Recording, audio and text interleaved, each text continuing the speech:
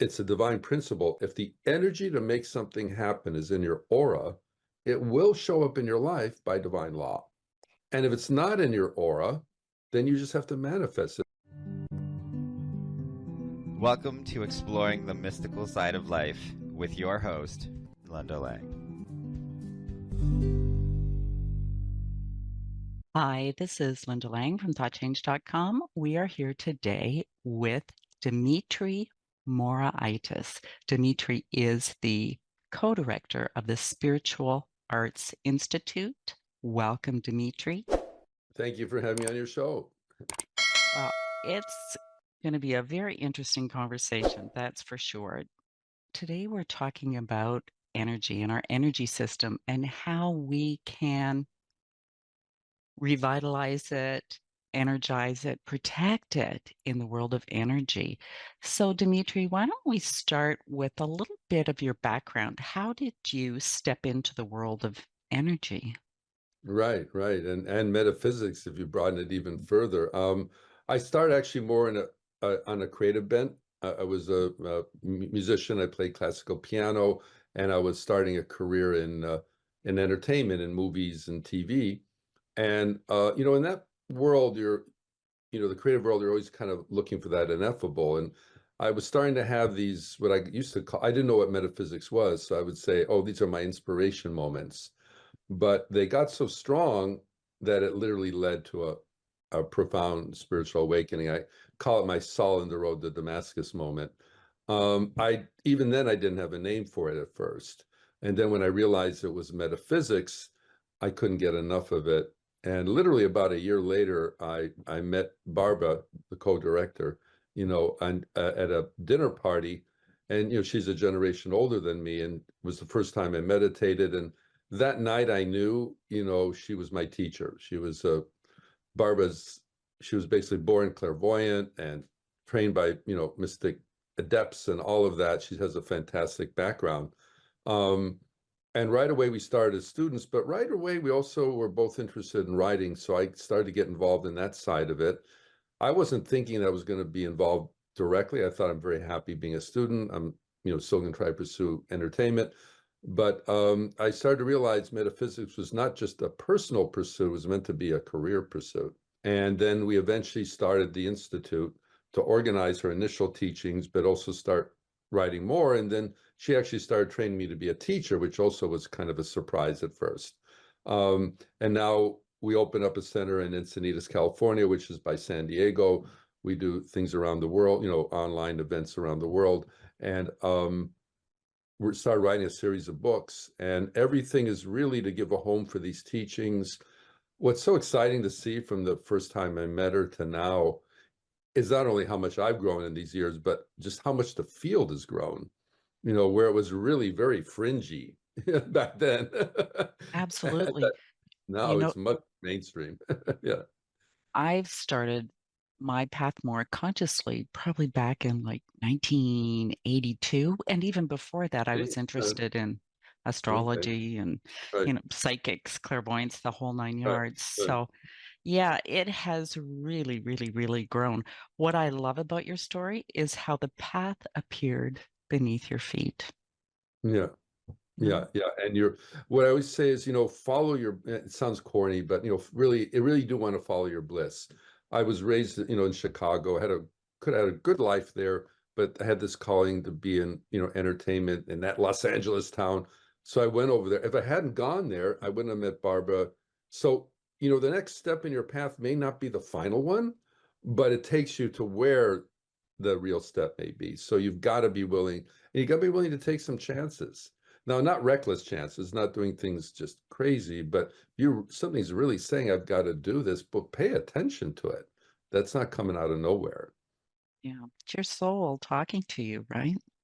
Exactly. Yeah, sometimes we don't listen to it because it doesn't sound rational, or it's scary, it's taking you out of the familiar or something. But if we think of life more like an adventure, that the whole idea is that we've got to, our whole life, not just when we're young, chart uncharted territory, then the whole life becomes this exciting adventure.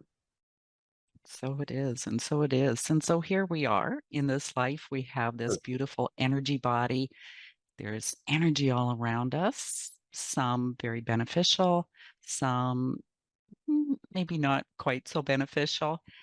How do we learn how to tap into that energy that's actually going to propel us forward on our path? Right. Well, you know, the aura is the foundation of that. And again, Barbara, they call her the Mozart of metaphysics because of the depth of knowledge and perception of the auric field. People think, oh, you're a blue, I'm a green. That's a very simplistic picture. The aura is an intricate manifestation, meaning everything you're thinking, feeling, doing, saying, all of it is radiating in your aura, and it's coming through on all these various energy flows. So like you said, everything comes from a place of energy. You need energy to create anything in your life, right? That's why our foundational book, Change Your Aura, Change Your Life. It's a divine principle. If the energy to make something happen is in your aura, it will show up in your life by divine law. And if it's not in your aura, then you just have to manifest it. So if you're not seeing something in your life you want, don't cry about it.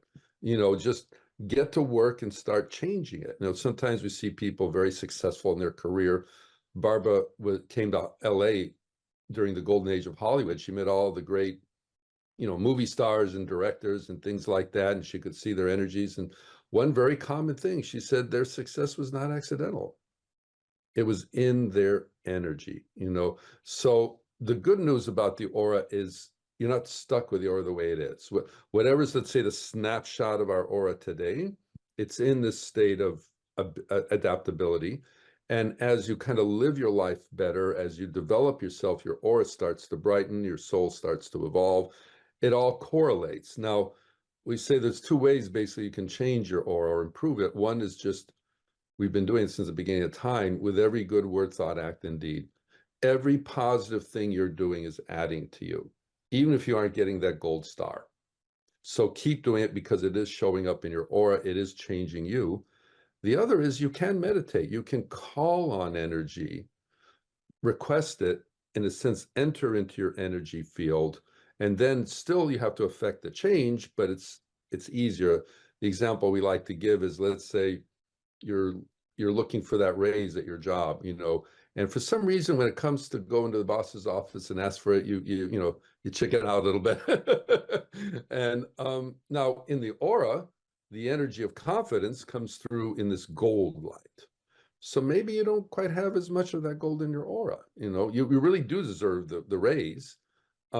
So meditating with the gold light, now you still have to go into the boss's office and ask for it, but you may find it's a little easier because it's almost like you have this secret partner. And then as you actually do it, regardless if the boss gives it to you or not, the very act of standing up for yourself brings that gold energy, and now it starts to actually become part of your auric field. So when you have to initiate something in another part of your life, all of a sudden you're going to find it's a little easier to do because you've got the ball rolling. So we're still responsible for our life, we're responsible for our own actions, but we don't realize that we have we call it the spiritual bank account.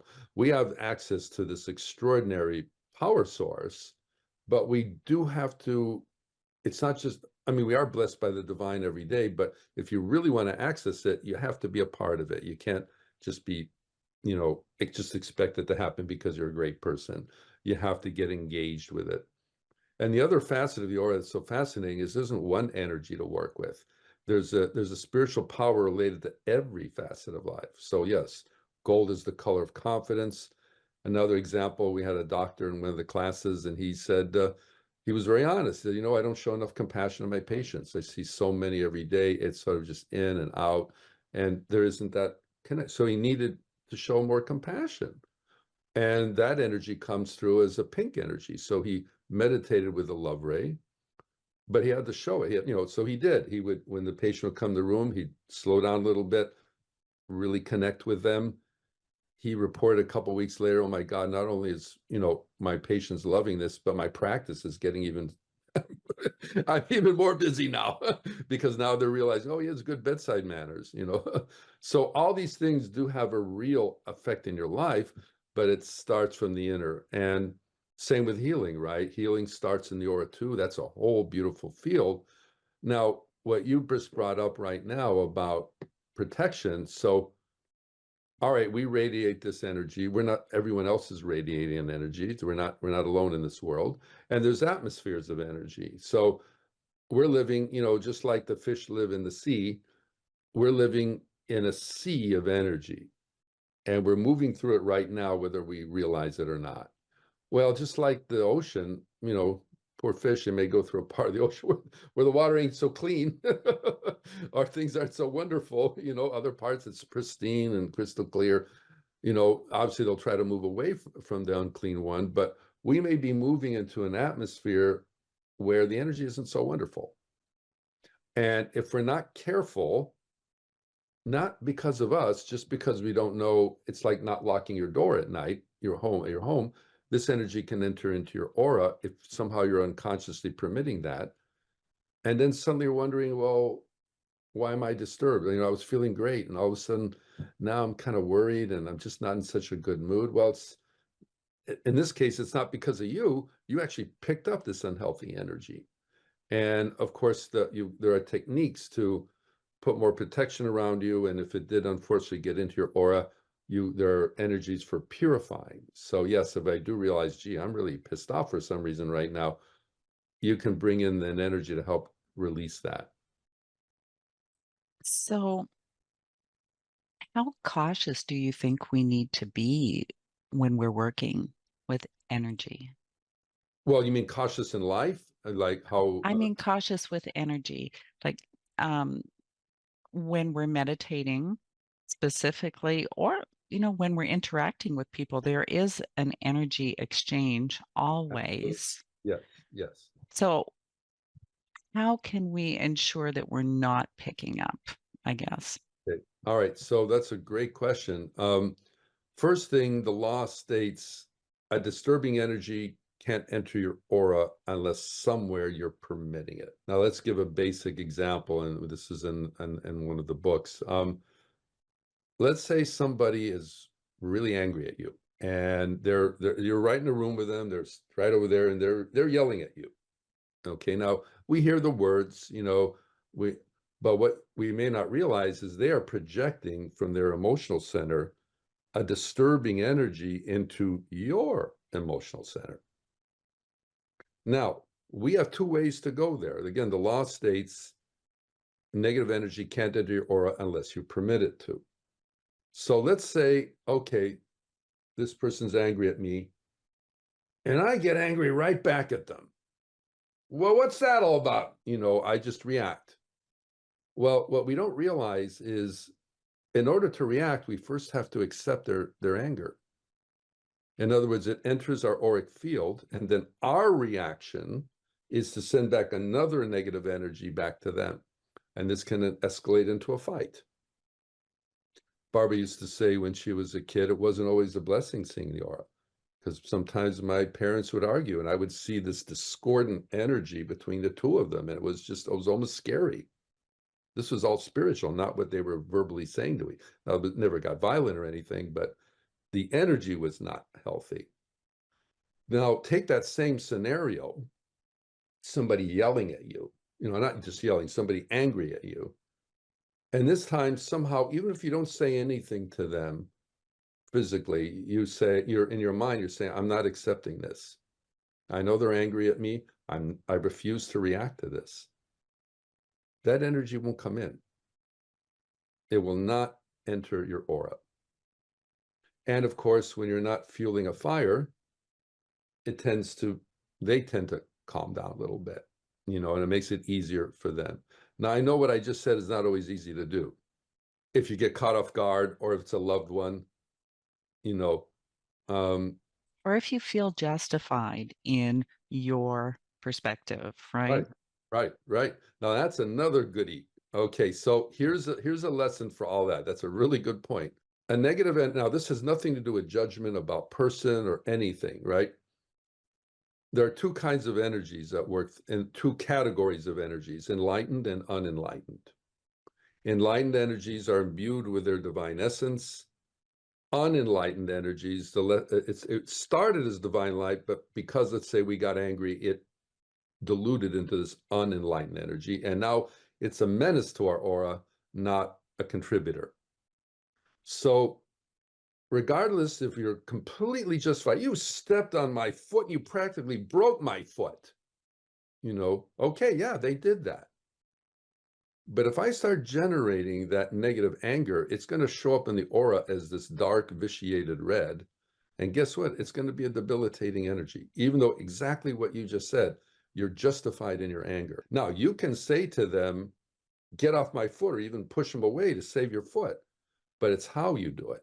If you add that emotional component to it, now I'm not just saying roll over and play dead, not at all. Remember, we need that dynamic energy out there.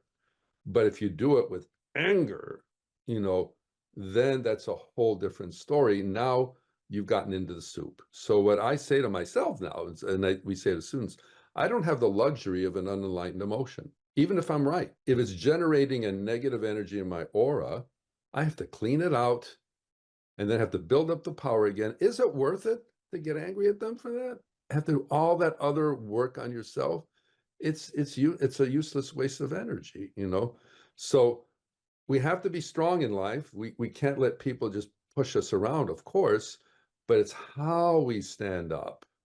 That's the key. We have to remember it's not what's happening in our life that matters, or the measure of our spiritual maturity. It's how we're handling what's happening in our life.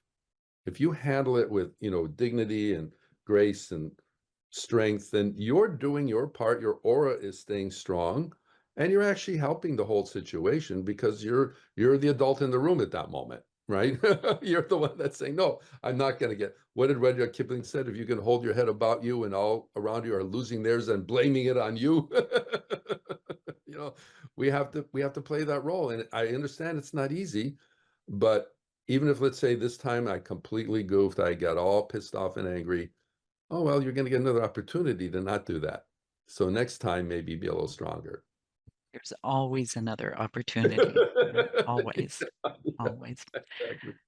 So, Dimitri, are there any colors that you would recommend being For used protection. for Yeah. protection?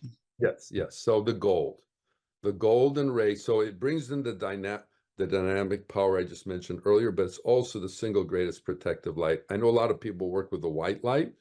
That has a protective element to it as well. But it's hard to maintain the white light. For it to work for you, you have to really stay in that higher consciousness all the time. But the gold, so even just seeing yourself in this golden bubble of white light, a gold light all around you, that's very, very helpful. But again, like we like to say in the classes, look, you could be living in Fort Knox, this super secure place. But if you open the front door, people come in. So it doesn't matter how much golden light you put around you, if you get into it again, you're blowing your cover. But if you can, let's say, keep that maintenance, because sometimes, people come with a lot of force, right? And it's hard to keep that head about you. Okay, you got that golden light, you're not reacting, then you're going to be fine. So that actually brings up a really good point. When we use this golden light, is this a maintenance kind of thing? And as we use it more and more, it builds the strength Yeah. of our aura? Absolutely. The more you bring the light, the stronger your aura becomes. Absolutely. But you do need to, we recommend daily meditation because, you brush your teeth daily, you bathe, right? You don't just meditate. Brush your teeth. Oh, okay, it's teeth brushing once a week. Life, we're going to get mud on us. We live in a world and, stuff's happening. That's okay. Our soul is strong. But yes, you reinforce it every day. And if you're going to an environment that might be a little bit, not the best, um, you can also do what we call send a light ahead of you. So let's say you're going to do a meeting today at your work, and boy, it might be a little bit volatile there. Well, you just ask the light to go ahead of you so that it's already there when you're at your meeting, and then you put your protection around you. And if you do feel any of these bombardments, again, there's sometimes a tendency to knee-jerk react. Just keep that center. Okay, people may be a little upset or this may happen, but don't just be reactive. Try to stay ahead of that curve and think, well, what's really the need here? What are we trying to accomplish here? And then you're coming back to center. Yeah. Beautiful, beautiful. And where does our higher self fit into all of this? Well, it's the guiding light. It's the beauty of the higher self is it's not, so we have this, we have an aura, but the aura is actually contained in like a shell, and there's different shapes of that shell. And yes, of course, energy can radiate beyond or contract, but basically, believe it, it's not like a cloud, our aura. It's more like we're encased in this energy. And but the higher self is actually above that. It looks like it is a point of light about 2 feet above the head. And you can think of it like the satellite in space. You know, if you're trying to receive a signal from deep space, it's a lot easier to send it to the satellite first, then the satellite beams it to Earth. So as the light is coming from the divine source, it's actually first going to that higher self, and then it's coming down to us. So actually, the technique, the meditative technique, the formal name is the higher self meditation, because to bring the light, you have to first access the higher self and then bring it down into your aura. And the beauty of the higher self, it's always working on your behalf. It's not caught up, as Shakespeare said, in the slings and arrows of outrageous fortune. It stays in that pure state of consciousness, but it's also very close to you. It's keenly aware of, you know, the dynamics of what's going on. And the light's coming down regularly to try to help us in our life. And really, with the meditation, we're trying to cooperate with that process.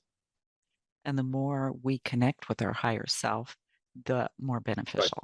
Exactly, exactly. But the one key is you have to let your troubles go. You can't go to your higher self with all your troubles. In other words, the divine knows what's going on in your life, right? So what you have to do is, you may have things you're praying about, but when you're going to the higher self, you're letting it all go, and you're saying, God, I'm coming to you to be with you. Now, we give this example in the Torah, you know, Moses going before the burning bush. He had a lot of trouble. He had a lot of thoughts on his mind. You know, oh my God, I'm going to free the Israelites. How am I going to, you know, he didn't come on a lark, right? And what was the first thing the divine said to him? Take your shoes off. The ground on which you stand is holy. Well, shoes means earth understanding, feet means earth power. So they're saying, let go of these troubles. You're coming to the divine. There is no trouble in the world of divine. This is where your solution is. The answer is. So the more, ironically, we can put our troubles on the altar of God and trust, of course, we have to do our part. Again, it's not automatically going to happen, but the more we don't kind of hold on to all of it like this, the more the answers actually do come. And of course, our higher self is our eternal being. So probably the things that we're so concerned about really aren't very important on the scale of eternity, right? Well, let's put it this way, they're lessons, right? We are learning lessons. So when we're a kid and I didn't get the toy I wanted, you know, okay, the lesson is not the toy. The lesson is, why were you so attached to that little toy? You know, we're learning those little, you know, those things, and each one builds. So if we look at even our adversities as opportunities, I love it that the Chinese symbol for crisis is the same symbol as opportunity. That's very interesting. Yeah, yeah, yeah. So if you have difficulty, is it a crisis or an opportunity? It's a little bit your choice there. A little bit like anxiety and anticipation are emotions that feel the same in the emotional body. Well, of course, anxiety is a type of worry, right? And that, by the way, in the aura shows up as a gray light. So we don't want that. Um, Anticipation, yeah, it could be you're excited about something, you can't wait for it to happen, but if you're anxious about it, now there's going to be a normal amount of that. But again, worry means you're not really trusting the divine. You know, there's an interesting statistic. I read this a long time ago. I assume it's still valid, but soldiers going into battle, literally the battle, you know, of course they're worried, am I going to die? Right? Am I going to get shot? Am I going to get killed? Am I going to get blown up? Am I going to get maimed? For some reason, the statistics showed that those that thought they weren't going to make it, that maybe they were going to get killed, were more likely the ones that didn't come home. Isn't that interesting? The ones that somehow thought, no, I'm going to get through this, I'm serving my country. You know, there was an attitude before going into the battle that seems to have played a role in the outcome. Now, again, it wasn't always that way, but isn't that interesting? I suppose it could be a little bit of premonition too, right? Well, possibly, but the point is, what did Job say? That which I feared most has come upon me. The thing we worry about tends to attract the very worry back to us. So if you're worried about something that you don't want to happen, why are you putting your attention on it? Because you're actually attracting Which it. goes back to our aura because when we Yeah, think about it, the energy's in our aura and here it exactly. comes, right? Exactly. So yeah, and there's another huge thing.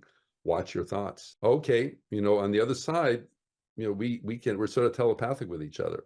Here we think, oh, you have no idea what I'm really thinking, but it's showing up in your aura exactly, and it starts with the climate of our mind. It all starts with the mind, yeah. I tell my clients there are no secrets because it is in your energy field. And even if you don't see it, if you can't see energy, Yeah. you'll be picking it up in some way, right? Oh, You'll feel it absolutely. or sense it in some way. Yes, of course. We're all Absolutely. intuitive. We're all intuitive. Yeah. Dimitri, what do we do if we're really stuck and we can't feel the connection with our higher self and we really need some help? Meditate. Strongly recommend meditation. Meditation is your one-on-one time with the divine. And meditating is not walking on a beach. It's not walking that you can be in sort of a meditative state doing that. Meditation, the body is physically still. You are going inside. You are not engaging with the world at this moment to reconnect with the real you, who you really are. We can get lost in the activities of our life, and we need these moments to pull back, and that will help us find our center. And how do you feel about angels or spirit guides or asking for help from the other side? Boy, we could do a whole podcast on that one, right? These are not little things you brought up. Not Uh, little things. yeah. Well, the thing to remember here is we're not alone. You could be stuck on a desert island 1,000 miles from another person. You are not alone. So we're going through this process in a cooperative effort. The unseen world, the unseen celestial beings, they are guiding us. There's a beautiful expression in the Talmud: for every blade of grass, there's an angel bending over saying, grow. you know. So there's a cooperative. Doesn't mean they're doing it for us or they're moving us around like pawns on a chessboard, but it means that there's this cooperative effort, and the more you open up to that cooperation, even when we're asking for the light, it's not coming by itself. The angels are sending it, right? So there's a cooperative effort with these beings, and they're not just doing this on their own. It's part of the ladder of life to the ultimate, to the divine, to God. They are the ladder to God. So the more we connect with them, the more they're going to help us in our spiritual evolution. Beautiful, beautiful. And the more we open, the more spirit can Yeah. flow through. Yeah. Right. Yeah, it has to be free will. You could have the highest being in front of you, but if you say, no, I don't want to do it, okay. It's a And I'm missed sure opportunity. there's times where we've Oh, all yeah. done that. Oh, yeah. Yeah. Yeah. Well, the thing we have to remember here, and Barbie used to say this, when you go to the higher, it's not to win the lottery. Oh, please give me those lottery numbers. I promise I'll do good with the money.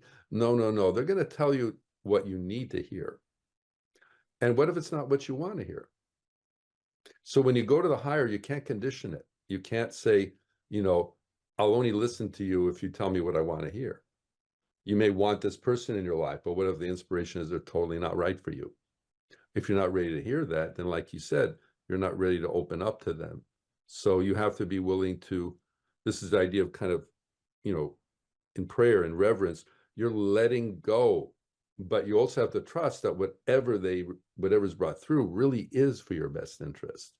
No, no, that person isn't right for you. Look over here, been waiting all along, but your attention was over here. Yeah. That happens many, many Oh times, yeah. right? We get dazzled by the moment. Absolutely. Are there any closing thoughts you'd like to leave us with? I'm sure many of your viewers, they're watching you because they've had their own awakening. They've had their own spiritual stirring, whether it was a gradual thing or they've had it their whole life, or whether it was dramatic, whatever it is. And all I would say is that's not accidental. Please do everything you can to make your spiritual growth, your spiritual life a higher priority in your life, and it'll bless everything else you're doing. And Dimitri, where can we send people who want to learn more? Yes, please. We have a nonprofit Spiritual Arts Institute and the website spiritualarts.org. We have a 25th anniversary edition coming out of Change Your Aura, Change Your Life with some new material in there and numerous books you can check out on, our Amazon or your bookstore. Thank you so much for being my guest today, Dimitri. Oh, it's my pleasure. Thank you for having me on and all the good work you're doing. Thank you. Thank you. And thank you for listening to this week's edition of Exploring the Mystical Side of Life. You will find all of our conversations on YouTube, Apple Podcasts, on Spotify. Come visit me at thoughtchange.com. Pick up your copy of Learning to Listen. We just heard how important that is. We'll see you again next time. Bye for now.